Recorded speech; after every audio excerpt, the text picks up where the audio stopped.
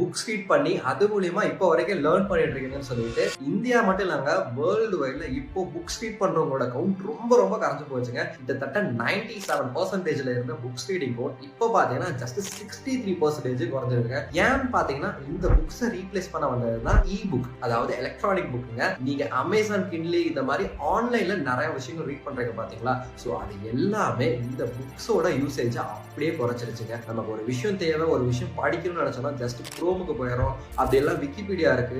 புக்ஸை ரீப்ளேஸ் பண்றதுக்கு எக்கச்சக்கமான சோர்சஸ் வந்துருச்சுங்க. அண்ட் அந்த ரீப்ளேஸ்மெண்ட் வச்சு மட்டுமே உங்களால பல லட்சம் ரூபாய் ஏர்ன் பண்ண முடியுங்க. ஸோ அதெல்லாம் எப்படின்னு சொல்லிட்டு இந்த வீடியோல சொல்றேன். Welcome to Arivu official show online earning ways.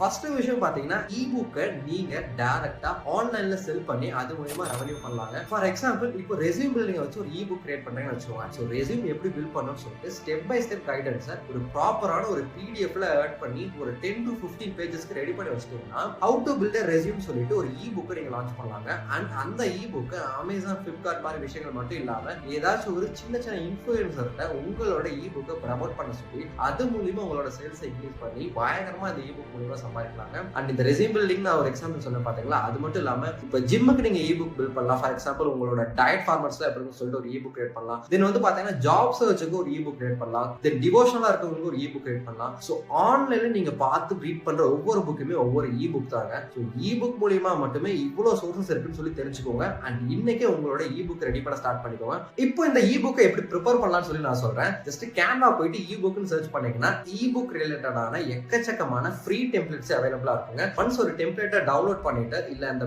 வெப்சைட்லயே வச்சு யூஸ் பண்ணி இ புக்கை ரெடி பண்ண ஸ்டார்ட் பண்ணுங்க. அண்ட் அந்த இ புக் எப்படி ரெடி பண்ணணும்னு சொல்லிட்டு அங்கேயே அவங்க ப்ரொவைட் பண்ணிருப்பாங்க உங்களுக்கு டிப்ஸ் அண்ட் ட்ரிக்ஸ். அது மூலமா இ புக் கிரியேட் பண்ணதுக்கு அப்புறம் ஃப்ரீயாவே கேன்வால இருந்து டவுன்லோட் பண்ணி வச்சுக்கலாம். ஸோ இப்போ இ புக் ரெடி ஆயிடுச்சு. இப்போ இதை நீங்க செல் பண்ணணும். ஸோ இப்போ நீங்க என்ன பண்ணலாம்னா இன்ஸ்டாகிராம் இல்ல யூடியூப்ல இருக்க இன்ஃபுளுசர்ஸ் கம்மியான ஃபாலோவர்ஸ் வச்சுக்கவங்களை மட்டுமே சூஸ் பண்ணுங்க. அவங்க ரொம்பவே மினிமமான நம்பர் சார்ஜ் பண்ணுவாங்க. ஜஸ்ட் 1000 to 2000 போல தாங்க சார்ஜஸ் இருக்கும். இப்போ நீங்க அந்த இன்ஃபுளுசர்ஸ் கிட்ட உங்களோட இ புக்கை ப்ரொமோட் பண்ணி தர சொன்னீங்கன்னா அவங்களோட சேனல்ல உங்க இ புக்கை ப்ரொமோட் பண்ணுவாங்க. அது மூலியமா உங்க இ புக்குமே சேல் ஆகுங்க. ஸோ ஒன்ஸ் சர்டன் ஸ்டேஜ்க்கு மேல சேல் ஆயிருச்சுன்னா ஆட்டோமேட்டிக்கா நெக்ஸ்ட் அதுவே நிறைய பேருக்கு ரெக்கமெண்ட்ல போகும். ஈஸியா உங்களோட ப்ராடக்ட் சேல் ஆயிருங்க. அண்ட் இதுக்கு நீங்க பேசிக்கே ஷாப்பிஃபை மாதிரியான வெப்சைட்ஸ்லாம் கிரியேட் பண்ணாம ஜஸ்ட் இன்ஃபுளுசர்ஸ் மூலியமா மட்டுமே சேல் பண்ணுங்க. நல்ல ரெவன்யூ பார்க்கலாம். இந்த வீடியோ யூஸ்ஃபுல்லா இருக்குன்னு நினைச்சீங்கன்னா கண்டிப்பா லைக் பண்ணிருங்க. அண்ட் உங்களோட தாட்ஸை கமெண்ட்ஸ்ல ஷேர் பண்ணிருங்க.